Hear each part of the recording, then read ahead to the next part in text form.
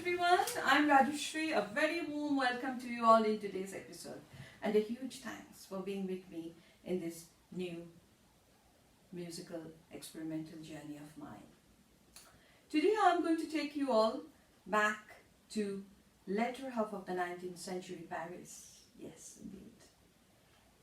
We are talking about 1870s Paris. We all are going to step inside someone's home. Whose home it was? The address was 89 Rue de Rome. Mallarmé, the great French poet, it was his home. It was not only his home, it was a notable salon as well. And in those days, in Parisian salon, what used to happen? We used to call it the artistic hub.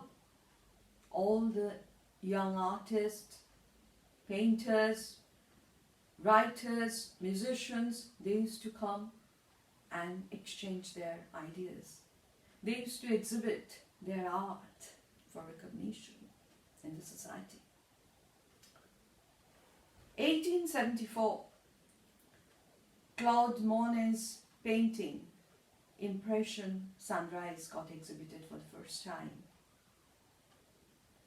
This whole group of artists, they were ready for an art movement.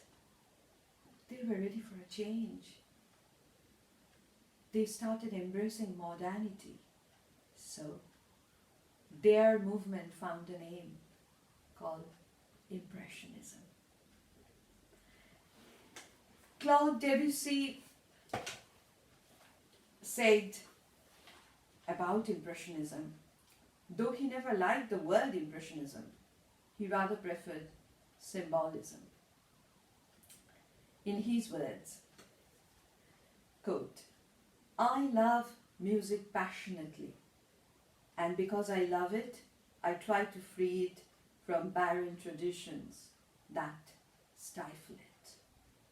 It is a free art gushing forth, an open-air art, boundless as the elements, the wind, the sky, the sea. It must never be shut in and became an academic art." He didn't stop there. He said, "There is no theory. You merely have to listen. Pleasure is the law." Unquote. The whole artistic world were ready for an explosion. The painters, the musicians, writers, they started adding new grammar to their old version. 1876, Mallarmé wrote a poem. 1890, Prelude to the Afternoon of a Faun was created from that poem by Debussy. Claude Monet introduced Debussy to James Whistler, the American painter. Debussy's Nocturne for Orchestra was created from his mystic painting. Paul Verlaine wrote Clair de Lune. Debussy made the masterpiece music for that. In Bernstein's words, just wanted to share it with you all. He said,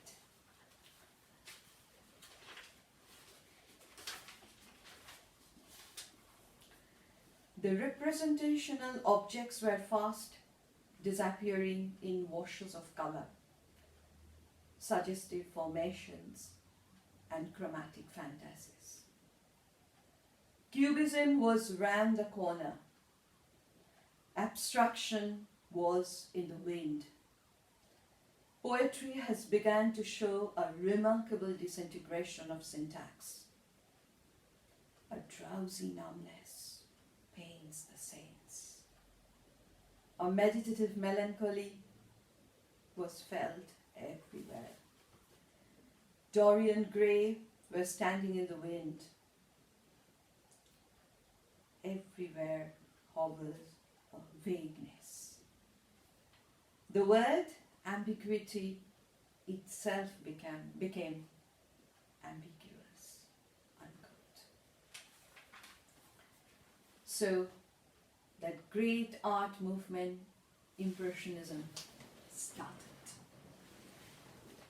And I thought that let me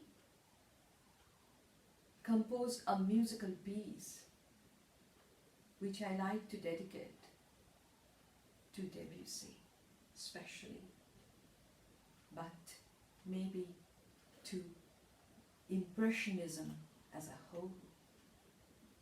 So I chose Claude Monet's great painting, Impression Sunrise, and I thought I would paint this painting in Debussy's language.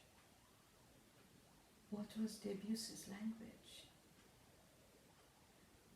New scales, the whole tone scales, pentatonic scales, the large unresolved chords, orchestra for timbre, and etc., etc. I know it is an extremely difficult job, and I had to take the help from my wonderful teacher, Mr. James Billingham, who actually helped me to kind of walk through this foggy path of Impressionism, which does not imitate anything. It just evokes expression, moods. It suggests. So, with his help, I went ahead and composed a little piece of music. I'm going to share it with you all in the second part of this video. And just before I go, I like to share what Claude Debussy himself thought about nature, because Impressionism has got a lot to do with color and light. And light of sun and moon in different time of the day. How sun and moon bathe the different elements of nature and their color changes. So, in Debussy's words, he said, "When I gaze at a sunset sky and spend hours contemplating its marvelous ever-changing beauty, an extraordinary emotion overwhelms me. Nature in all its vastness is truthfully reflected in my sincere though feeble soul. Around me are the trees stretching up their branches to the sky, the perfumed flowers gladdening the meadows, the gentle grass carpeted earth, and my hands unconsciously assume an attitude of adoration, to feel the supreme and moving beauty of the spectacle, to which nature invites her ephemeral guests. That is what I call prayer. So, keeping all this in mind, I'm going to compose a little prayer for him in his own new language. Let's see what you all think about it. Thanks very much for listening. Thank you.